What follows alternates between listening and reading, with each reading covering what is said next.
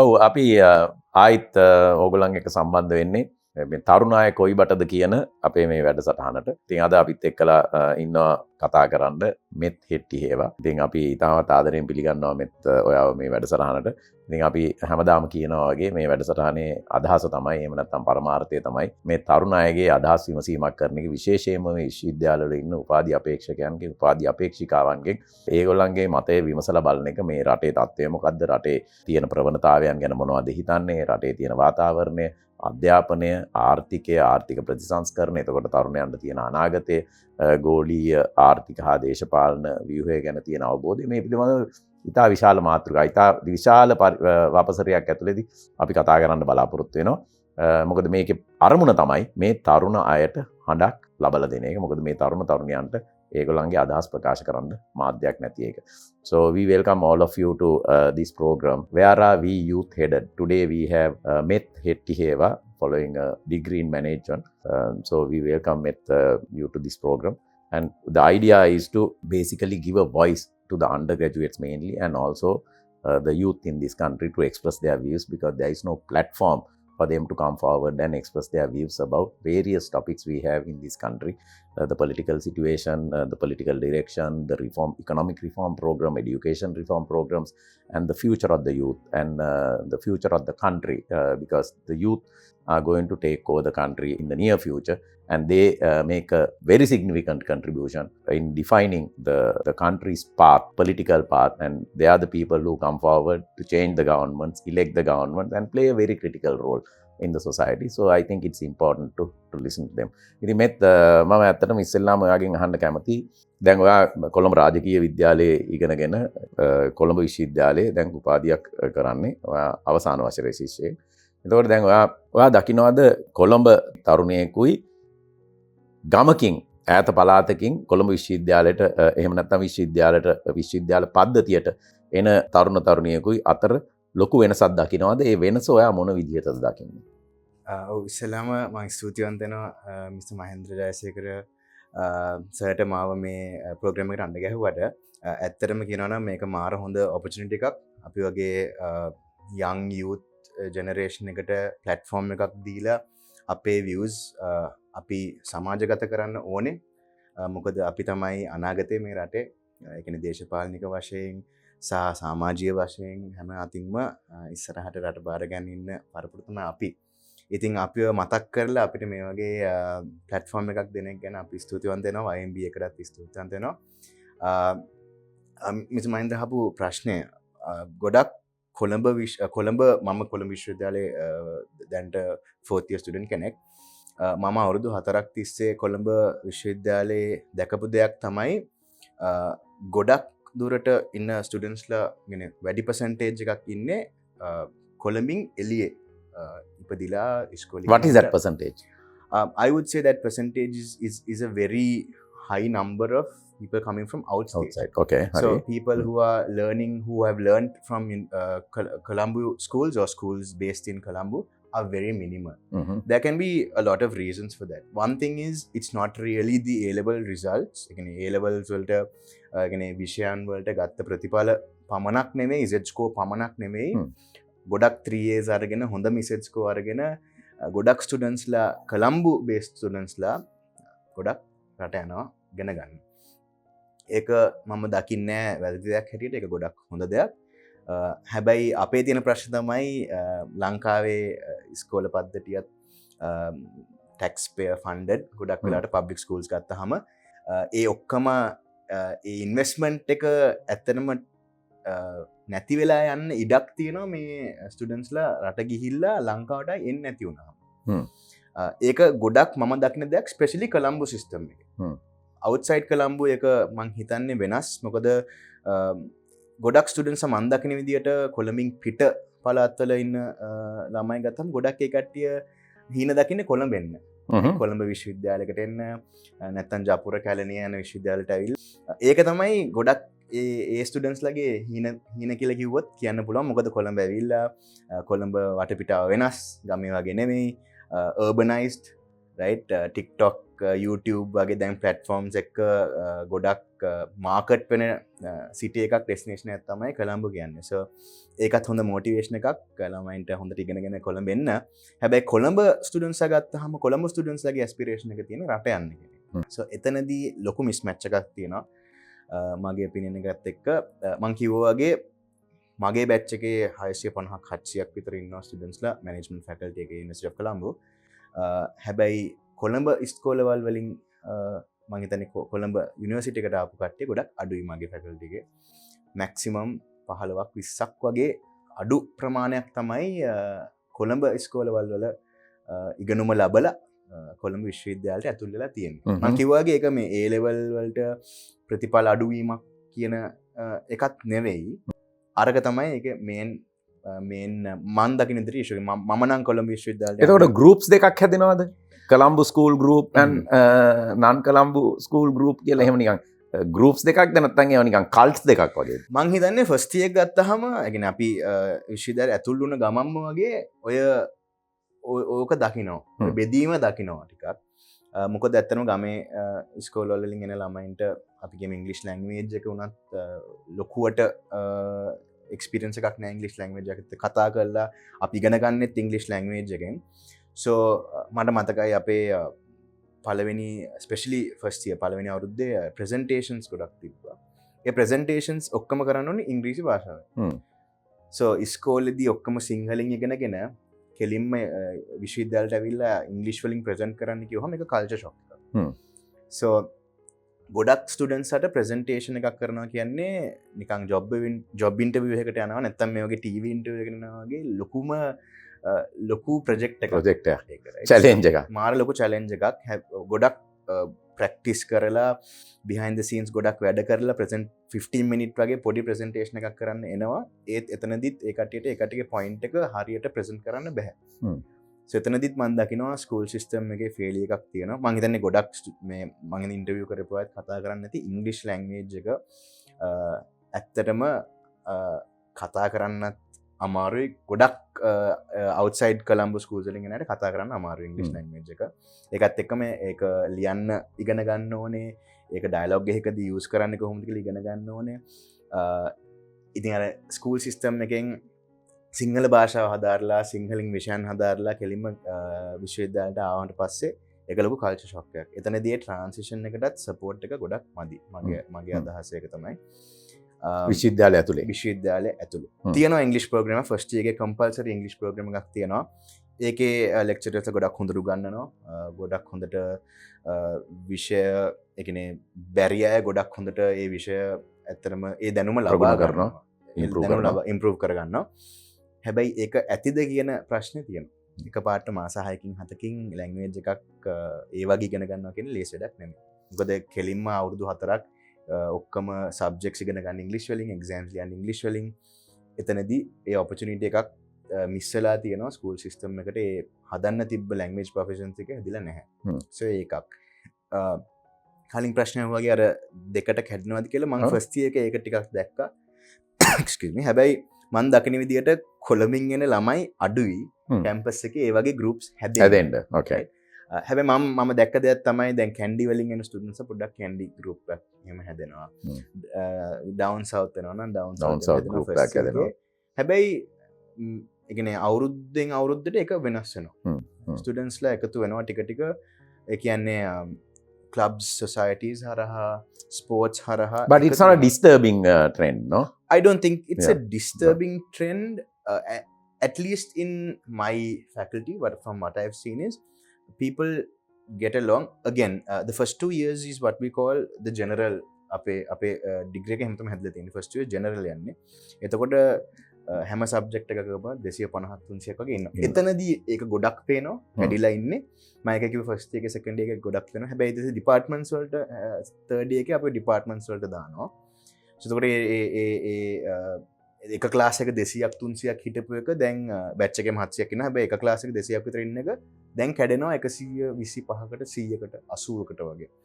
So එතනදී there tends to be a bit more collaboration students, but it could definitely improve more. But generally, do you think students who come from outstations they assimilate well?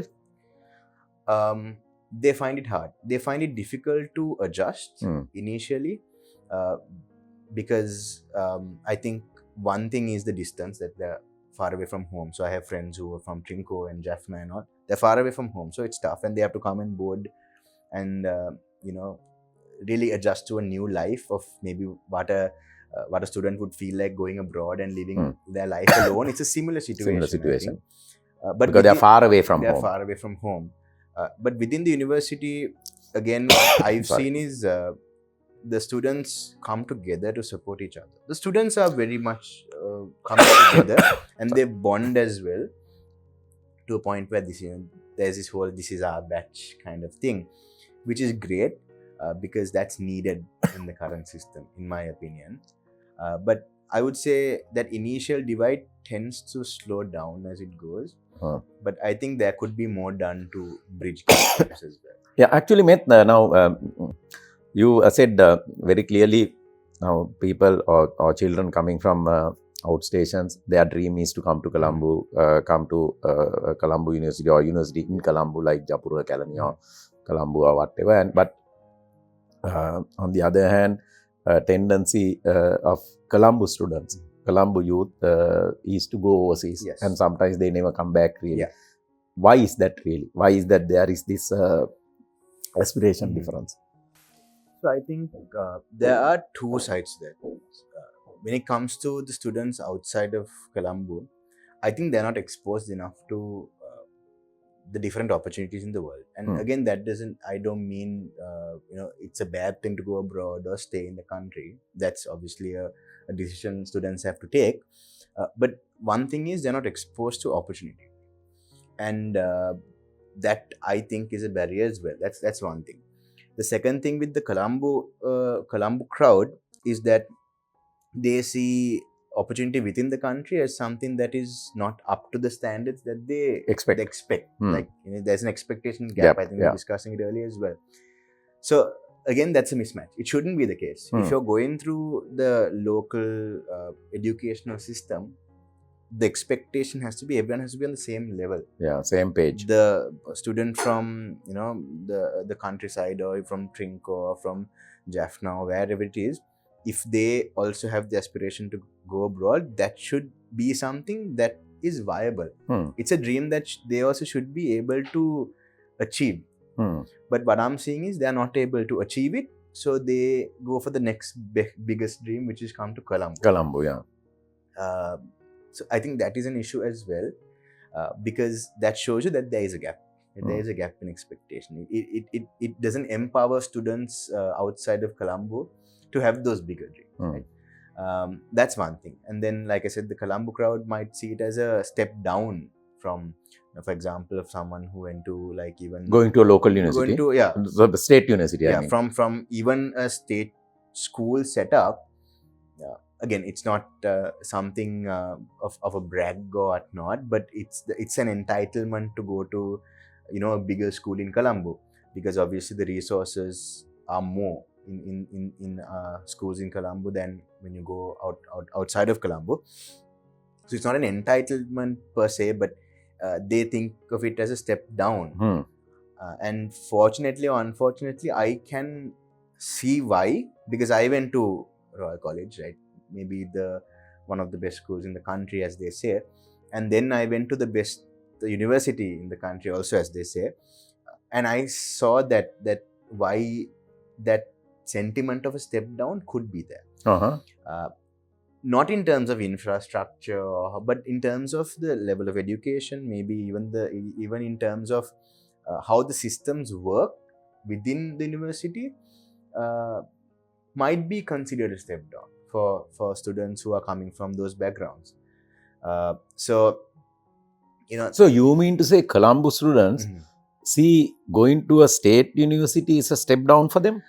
I think it's a view that they share, and that's why they don't, even having the 3 years that they need, having the Z score that they need to have, they don't pursue that option. And myself, I pursued the option because it's something that I wanted to do. Even as a kid, I thought, because I live in the area as well, so always pass University of Colombo. It's been like, it would be great if I could go to university here. And obviously through A levels, I got the opportunity, and I decided to join the university as well. And I went through the system, and I'm still within the system. So I think what they see is that it could be a step down. And while I don't, But actually, that's interesting, Matt, because Colombo students see it as a step down. Yeah. Going to a state university in Colombo is a step down for them. But for rural youth, it's a step up. Exactly. So that means basically how I look at it is, Colombo students having had a bigger perspective of the world, outside world, think that our standards are not adequate, Yes. our standards are not enough, high enough for them to take on the world. But then rural youth, having not had the opportunity to see the outside world from that perspective, same perspective, think that coming to Colombo can change their life, Exactly. change their world. And it shouldn't be the case within the same educational system of the country. Yeah. Everyone should have similar aspirations, Same perspectives, yes. Similar perspectives. similar experiences. Yeah. I mean, it shows that there is, I don't know if it's resources or what it is, but there's definitely a gap between students who maybe go to school in Colombo and the students who don't go to school in Colombo. But actually now, say for example, if you take last 5 years and how you see the future, the next 10 years, do you think that we are taking enough steps to change this situation? That, trying to, provide similar resources to improve the situation? I would say no. Because one thing that I've seen, again, I'm not being critical of a government or anything like that. But what I'm saying is, I think in the past many years, no one has done anything to change the system within the country. Like, as in, no one has done anything to change the educational system that is, basically creating lives of these children of the country, creating or destroying, I don't know. The only good thing what I see now is someone is up to challenge that the system has a problem, which is the current Prime Minister is acknowledging that there is a problem, which I think I can give my respect to the current Prime Minister for acknowledging the problem, because all this time what we saw was no one acknowledged that there was a problem with the system. Everyone was saying, let's change the syllabus, let's upgrade the syllabus, all of that. That is not the approach that we needed. Like, syllabuses have changed throughout the years, but no one has taken, I don't know if past leaders or past governments have, but from my experience and what I've been following, no one has, questioned the system that is currently there. And that's something that I acknowledge that will make a difference. Now, for example, our current system is a memorization system. Students are memorizing every single letter on a textbook, and then they go and kind of vomit that onto a paper. We call it in Sinhala giravekka පාඩම් කරනවා. It කිසිම impact එකක් නැහැ. මම කියන්නේ මම school system එකේ හිටපු එක්කෙනෙක් අවුරුදු 14ක් මම O levels වලට 9 years අරගෙන A levels වලට 3 years අරගෙන තමයි campus ගියේ, right? So මම experience කරපු දේ තමයි ඒක. ඔක්කොම දාගන්නවා ඇතුළට. ඊට පස්සේ වමාරනවා.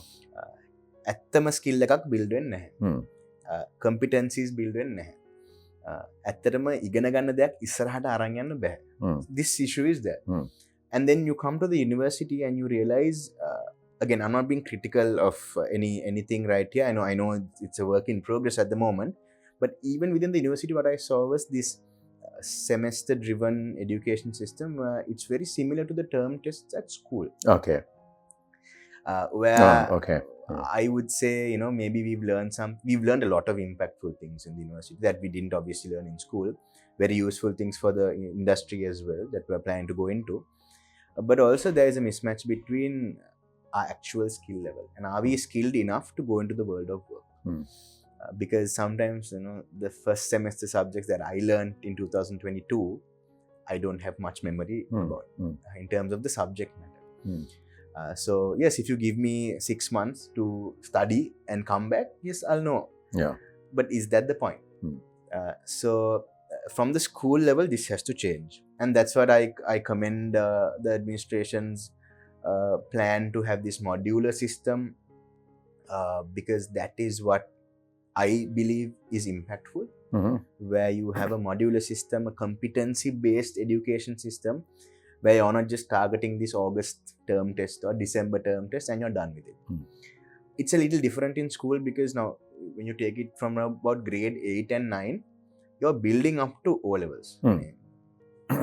විෂය ධාරාව සහ මං හිතන්නේ 8 ශ්‍රේණිය 9 ශ්‍රේණිය ඉඳගෙනම ඒ O level විභාගයට ඒ පළපුරුද්ද ඇති කරනවා. ඒ කියන්නේ විෂයන් පැත්තෙන් උත් ඒ කරිකියුලම්ස් ඔක්කොම එක පාත් එකක තමයි යන්නේ. and then A levels ගත්තාම අවුරුදු දෙකක් කොමර්ස් කරනවා නම් ඒ කොමර්ස් සබ්ජෙක්ට්ස් එකම සබ්ජෙක්ට්ස් ටික. so එතනදී පොඩ්ඩක් හරි ඒ පාත් එකක් හැදෙනවා. so හැබැයි මට හිතනවා ඒක ආයි විශ්වවිද්‍යාල පද්ධතියට ආවහම ඒක ආයි පොඩ්ඩක් කැඩෙනවා වගේ. මොකද අපි මට මතකයි I learned psychology in my first semester, but now I'm learning business economics. So yes, psychology is important, but it was just 4 months of learning a subject and forgetting about it. So is that what is a impactful system? I question that. Right. So I think that's where at school level having this modular system to start off with is fantastic news, because now I know that we pride ourselves of having a 93% literacy rate, right? In Sri Lanka we call that on the higher spectrum, but unfortunately how we calculate our literacy rate is very flawed. From what I've researched and I've understood, I have never been a part of a consensus, national consensus or questionnaire or anything, but from what I've researched and I've checked out is we have this yes or no answer. So what in the national consensus we say, can you write, that's how we assess literacy. Can we write or read one sentence, or can you write that's not something? literacy. That's not, and then you can say yes or no. Yeah. So fundamentally it's flawed. But then you go to a country like Japan, which has a historically high literacy rate, or they call it universal literacy. They have this system of they call it the PIAAC test or something, that is they do on literacy, where the adults from I think 16 and above or 18 and above, there can be small like mismatches between what I say and what the actual thing is. But from my research, what I realized is they have actual literacy aptitude tests that they take to measure this literacy. So there'll be questions where they have to answer, and based on those answers they will build the literacy. So this is what a lot of countries use when it comes to like countries like Singapore, countries like Japan, countries like the United States. They don't go through the national consensus of saying yes or no.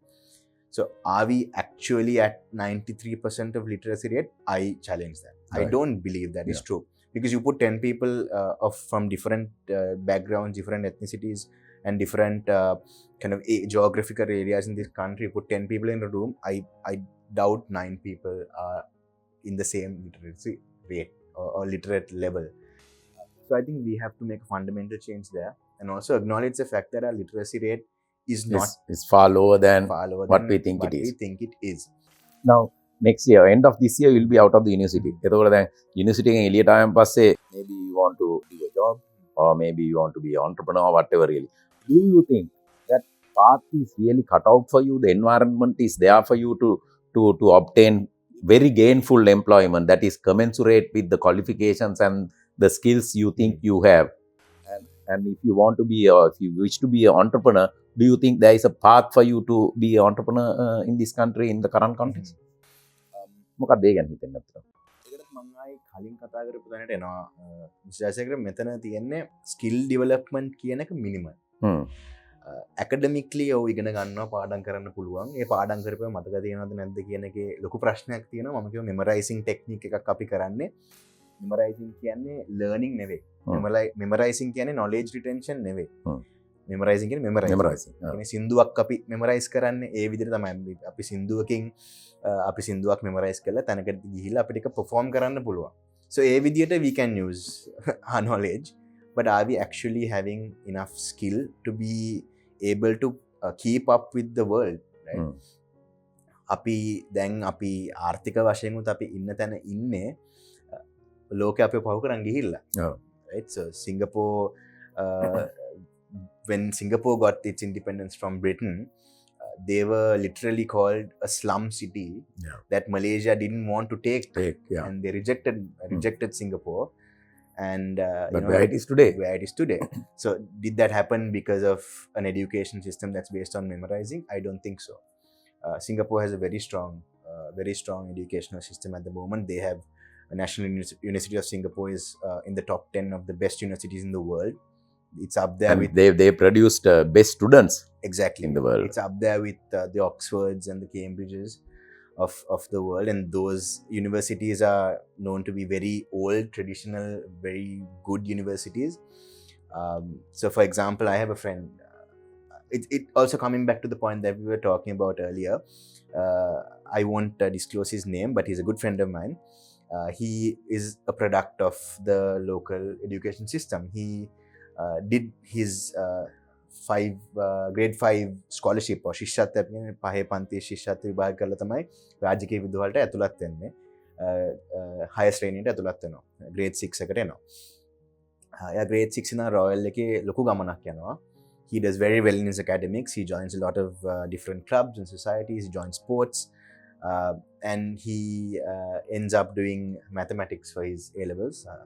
උසස් පෙළ ගණිතය කළා ලංකාවේ island rank එකකට එනවා. මාර humble හොඳ චරිතයක්. He gets his island rank, then he gets a direct obviously pathway to go to Moratuwa to study engineering, which he obviously applies for, and he gets into University of Moratuwa. Moratuwa විශ්වවිද්‍යාලයට ඇතුළත් වෙනවා. ඊට පස්සේ එයා ඒකත් එක්කම National University of Singapore දානවා application එකක්. He applies for it and he gets a scholarship to come there and study, and he chooses NUS to go to study over University of Moratuwa, which is also a fantastic institution. University of Moratuwa creates a lot of great graduates, but he chooses the NUS path, and he goes there in his first year. He has a fantastic time. In his second year, he has a 6-month program where the university flies them to Vietnam. Right, another emerging economy of the world. Yes, and also maybe a direct competitor to Sri Lankan economy, the Sri Lankan economy as well. And they take them there, and they give them a 6-month program there where they take a semester in their NUS Vietnam branch. So that is more of like, I guess, a life experience for them more than an educational thing.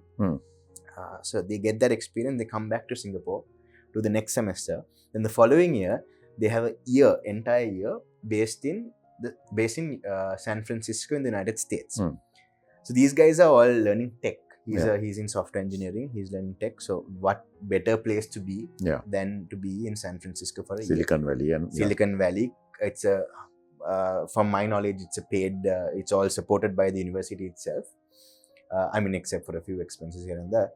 So he was able to go spend a year in Silicon Valley, spend a year in California in the United States, travel the United States as well, and meet a lot of influential people. And by influential, I mean the latest tech giants, the leaders of the industry, and get direct access. So they had similar conversations, they had the opportunities to meet people face to face. For example, the biggest AI companies, if you think about the owner of ChatGPT or the developer of ChatGPT, OpenAI, he was able to meet representatives, C-level executives from OpenAI.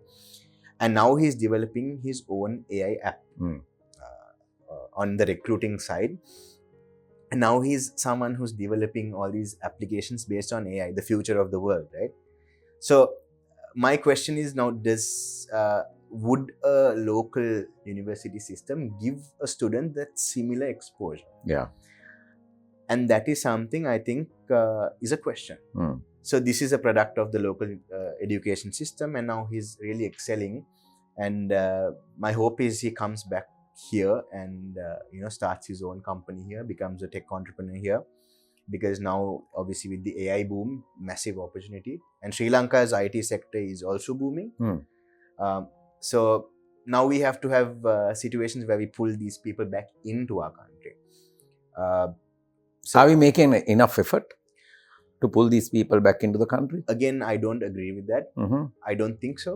Mm-hmm. Because when you're having heavy taxes and doing business index is also quite poor in Sri Lanka.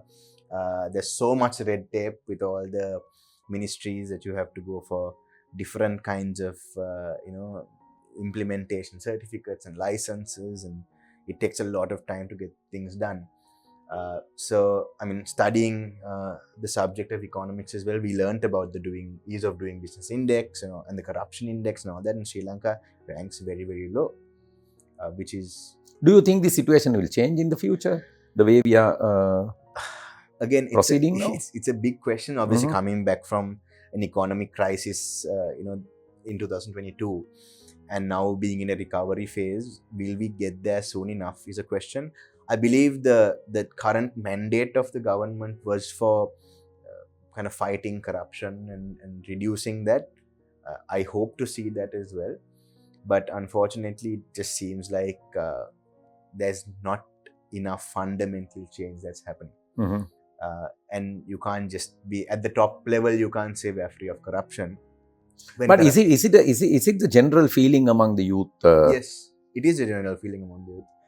Yeah, Sri Lanka is a country that's powered by popularity politics, as we call it. Every leader of the country has been a very popular person when they got elected. Were they popular 2-3 years after was a big question. I mean, we saw presidents being asked to leave as well. So popularity politics is what plays. It's not really policy. People don't vote on policy, and unfortunately the youth also has no idea about policy.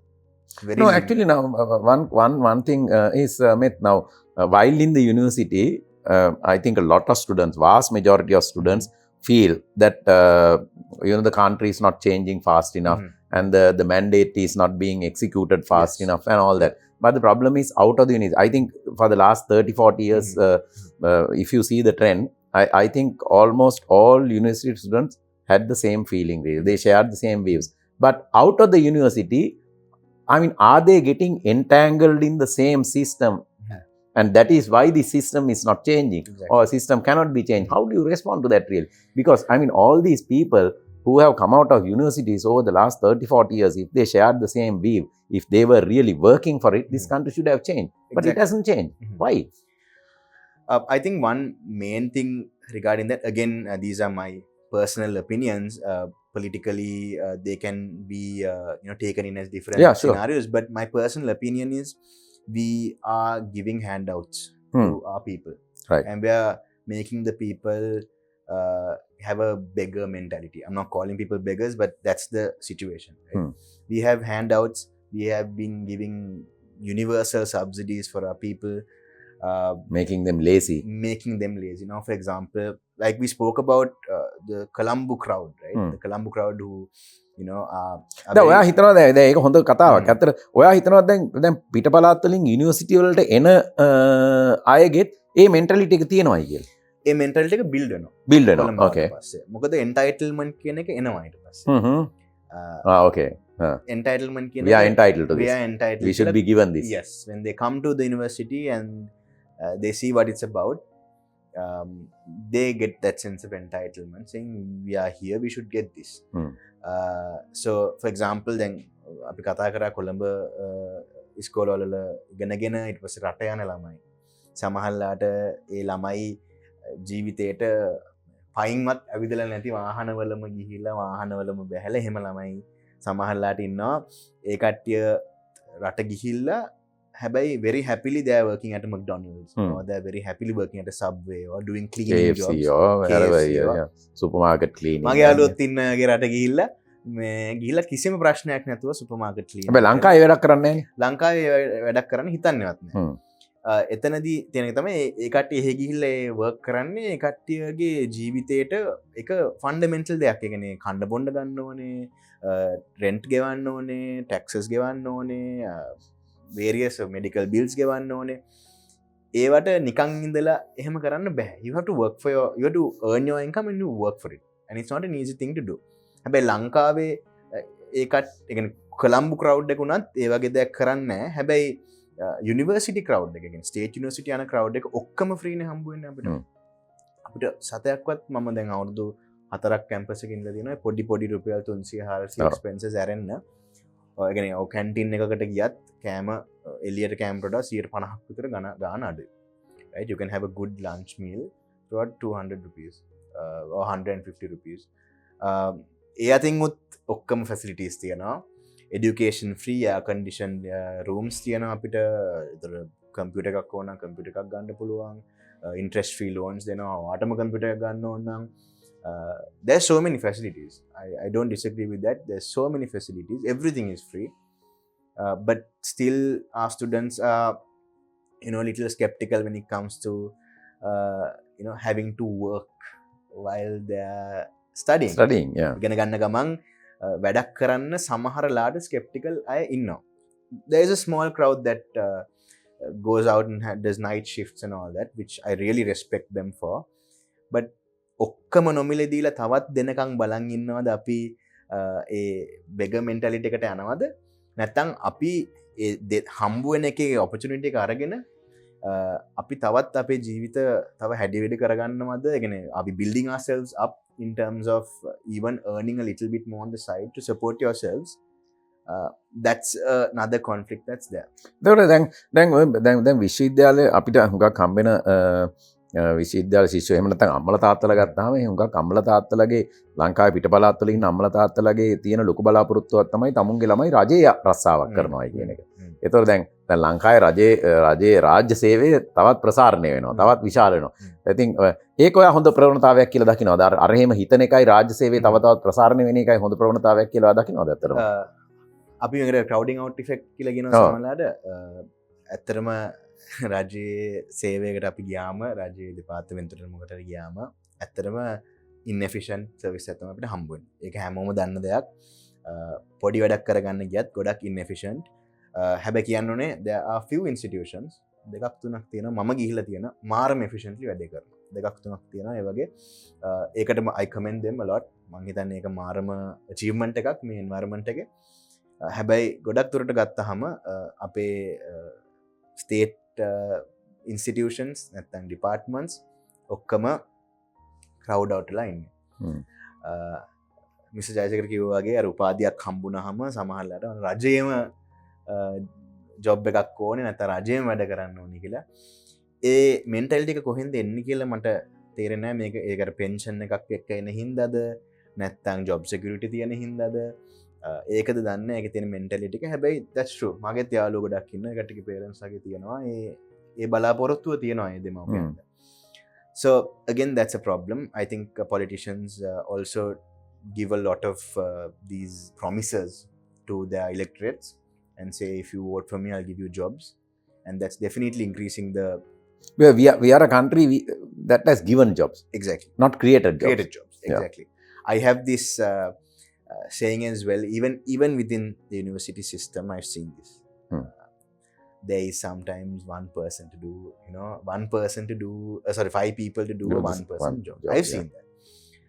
Now yes, employment is important, but is it effective employment? That's a problem. And another thing I've seen, and I'll bring this up as well, take this whole I want to work in the state thing away.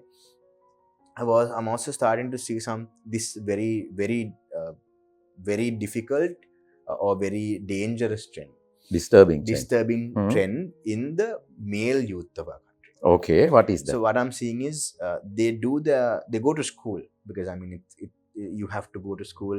There's a law also to go to school, right? Up till grade 8 or something. I'm not too sure of the law, but once they fulfill that, let's say grade 8, grade 9, sometimes they do their O levels as well. They don't pass. Even if they pass or don't pass, once they finish their levels, they're done with their schooling life. Then they walk to the nearest leasing company. They put their lease in for a tuk-tuk or a three-wheeler. And it's very easy to get a lease for a three-wheeler for anyone. They start the process of pay later, whatever. They start that financial process as well, which is also very convenient thing to do. They get the three-wheeler and now they're ready to be a three-wheel driver and to use that as their main source of income or their only source of income. And what happens though is the youth of our country, the 18-year-olds, the 17-year-olds, 19-year-olds, 20-year-olds, this is the prime time of any individual, right? And from an economic perspective, that's very, very crucial man hours, crucial, knowledge, crucial skill that we need to take this economy forward.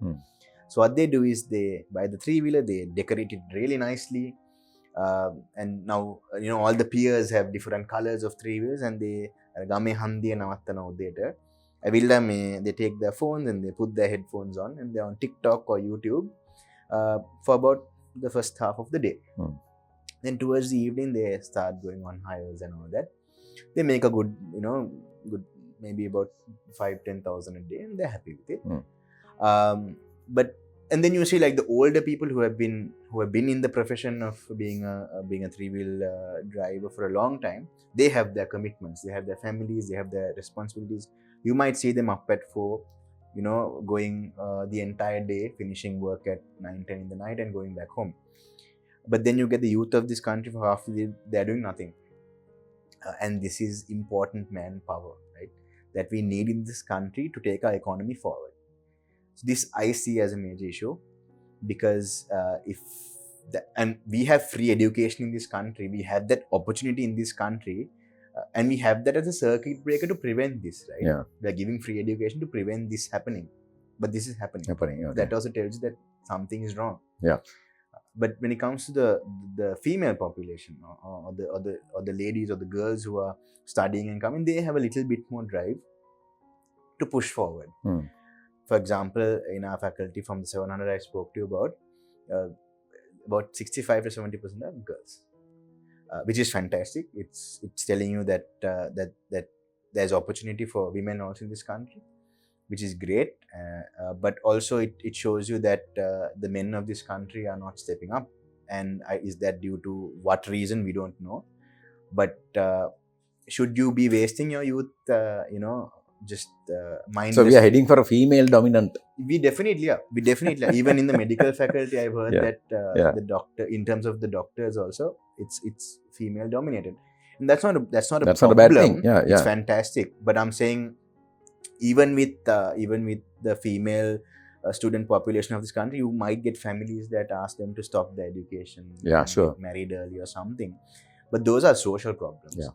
But when it comes to this whole opportunities to purchase a vehicle at young age and kind of lease it and kind of waste your hours that you could be giving to the country in terms of the economy of the country, I see that as a massive issue, and that's not stopping. Wasting your youth life. Exactly, because even when I'm going to work in the morning, I would see on the byroads of Colombo itself, there are all these different regions that they come from. You might see a CP or in northern province, or on the number plate, and they are just scroll. There is either asleep in the back of the three-wheeler, or they are on their phones and they have their audio on. And yes, it's a chill life. But shouldn't we have checks and balances? Chill life, but very dangerous life. Exactly. Also, really, And we should have checks and balances to prevent this situation as a program, national program, to make sure that students learn. And my last question. Now we started talking about girls and the female student population and all that.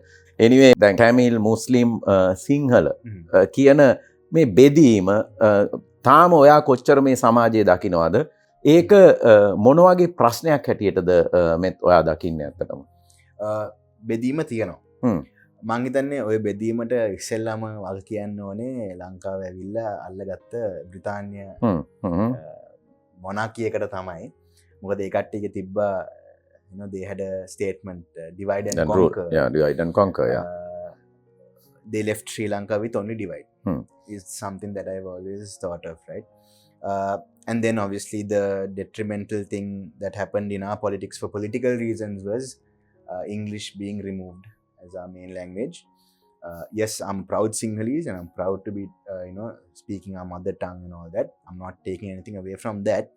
But English language not being given the prominence it should be given in this country as a part of the growing world as well has reduce the opportunities for especially the Tamil people, especially the Muslim people of this country, or at least the rural people, because they are now, what happens is they tend to be trilingual or at least bilingual to be able to communicate with the Sinhalese people. Yeah.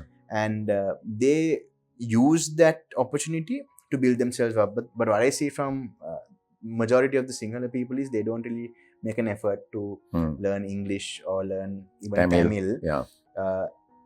To be able to be on the same page or communicate, and what that creates, it creates divide. Imagine all of us, and it also puts them on the back foot also. It does. Yeah. Especially in the world of work. Yeah. World of work, going out to the world, when you go out and you can't speak English, it's a massive problem. It will really reduce the number of opportunities that you have in the world. So that's one main thing. But also, if we had English as a common language to communicate with all the different ethnicities in the country, all the different geographical locations could communicate with one another, we would be in a much better place as a country. I think so. Okay. And in terms of divide, one thing I saw is definitely at Royal College Colombo, I'm very proud to say that everyone spoke with each other in a similar fashion using whatever language. The Tamil students, my friends, also would come up to me and even sometimes teach me Tamil, which I loved. And then we would bond over a Tamil song or whatnot. So that's something that I loved about being in that community. And then when you go to the university as well, students, I think that's where students tend to try to speak English more, which is also good. But do they have the proficiency that they're supposed to have as a fourth year undergraduate, as a 23-year-old who went through the education system? I don't believe so. Right. Okay. And I believe we have to have a national framework for that to change. Okay. So that brings us to the close of this program, and I wish to thank Meth for sharing his views, and actually you heard him out, and it was a very useful discussion. He came up with his perspective of the entire situation, the current situation of the country. So thank you very much, Meth, for joining this program. අපි දැන් ඇත්තටම මෙත් කියපු දේ හොඳට ඇහුවා අපි මෙත්ගේ අදහස් ගැන හොඳ අවබෝධයක් ලබා ගත්තා. විශේෂයෙන්ම කොළඹ හැදිලා රාජකීය විද්‍යාලයේ අධ්‍යාපනය ලැබලා කොළඹ විශ්වවිද්‍යාලයට ගිහිල්ලා අර කොළඹ කාක්කෙක් කියලා කියන්නේ කොළඹ තරුණයෙක්ගේ සිතුම් පැතුම් මොනවද කියන එක පිළිබඳව අපි හොඳ අවබෝධයක් ලබා ගත්තා. ඉතින් අපි මෙත්ට සූතිවන්ත වෙනවා මේ වැඩසටහනට සහභාගී වෙච්ච එක ගැන. බොහොම ස්තුතියි. බොහොම ස්තුතියි මිස් ජයසේකර මට අඬ ගැහුවට. මේක ඇත්තටම ගොඩක් හොඳ ප්‍රෝග්‍රෑම් එකක්. මොකද අපේ තරුණ පරපුර තමයි රටේ අනාගතය. අපි තරුණ පරපුර හදන්නේ කොහොමද, වඩන්නේ කොහොමද, how we give them a platform, මේ වගේ platform එකක් දීලා, මොකද ඉස්සරහට රට බාරගන්න ඉන්නේ අපි. ඉතින් ගොඩක් ස්තුතිවන්ත වෙනවා මේකට මට ආරාධනා කරාට.